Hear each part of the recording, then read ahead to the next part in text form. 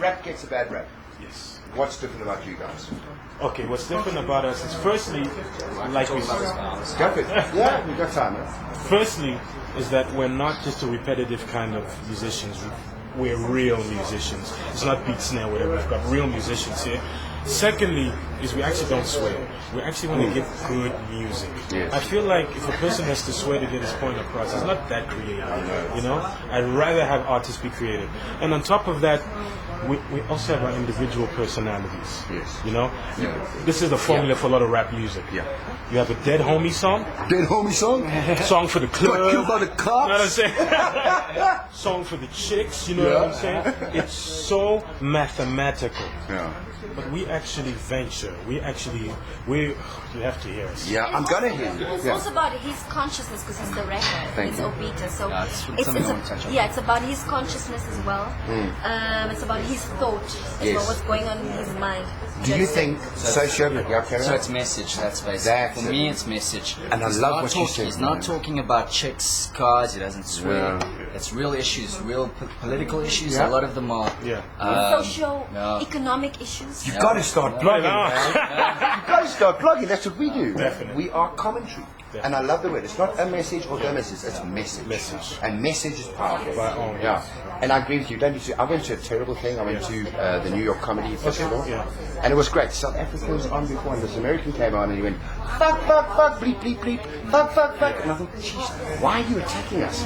And I wonder, if you were born and raised in LA, do you think you would have been different? Now, honestly, that's a hell of a question. Let me tell you this. I sometimes wish I was in LA because I know my career would take off. So I'm like, God, why didn't you? Why was I born in America? But the reality is, the environments we come out of actually determine the kind of people we're going to be. Yeah. And I'll tell you that I would be different if I come out of LA. Yeah. And I feel like a lot of the world is conservative still. Yeah. Still very conservative. And we still need to reach out to those people. Yes, You we know, do. a lot of those people are the people who are in very bad circumstances in life. Yes. So I think if they're going to hear us swearing 24/7, we can't speak to them. We can't touch them. That message that you're giving Exactly. is pattern driven, and that mimetic pattern, they're going to now postulate and create at the By all schools. means, by all means. Poetry. That's what you do. Right. She's also a bit of a poet. And she knows it. And I know it. Poet, and I know it. but poetry is it seems like that's where you start. When did you first? Did you rap your first? When you told me you were 9 years old. Yeah. When you did that first one, was that about your mother who was in the kitchen and she gave you bad food? And, was it? You remember what it was? I got the flavor you can savor from your neighbor. That was as simple as it comes. Well, Well, my first poem, I think I must be 7 years old, and I said, Sundays are fun days except when you think of Monday. Monday. That's actually smart. That's smart, You should use that. That was my first word, man. Yeah. But you started, when did you consciously evolve from the word in your head to the word in the paper to the word out? I'll tell you this. I think for me, I started off rapping, but I started getting a hold of poetry books.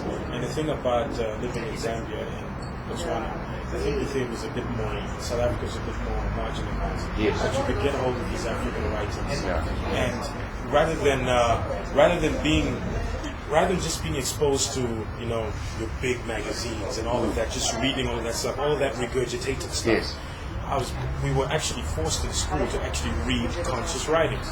And because of that, it actually started to change my perspective, that the world isn't all one place. Akebi, You know? did you read Akebi? Chinua Achebe. Yes. What a man, Yes. huh? One of my favorite Exactly. African artists, huh? Definitely. Yeah. What is his book? all things fall apart. Things fall apart. Things fall apart. What? Oh, I Brilliant feel writing. thinking. Look at my hair standing up here. Exactly. Seriously, no. Brilliant writing. It also shifted my consciousness into Africa. Yeah. And I was at university at the time. I just can't sing, Yeah. but I think I would have been a poet. I'm a writer. You're a writer, but you verbalize it. And I think that's very powerful. Thank you. We've got a My Digital Life is evolving into that.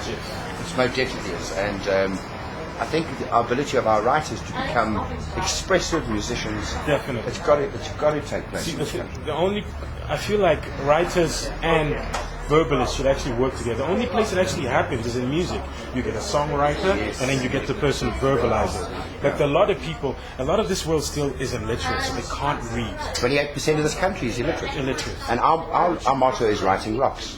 We're bringing the sexy back into writing, and that's what we're really trying to bring the sexy. Yeah. We're a very sport-driven country at the moment, right? And the guys at school that are top sportsmen, right? And there's a guy, a nerd in the corner, and he's writing rocks, and that is a very powerful thing. By all means. What do you think your future holds? You guys, what are your dreams, your hopes? What do you want to be? I've been yapping too much. I'll tell you now.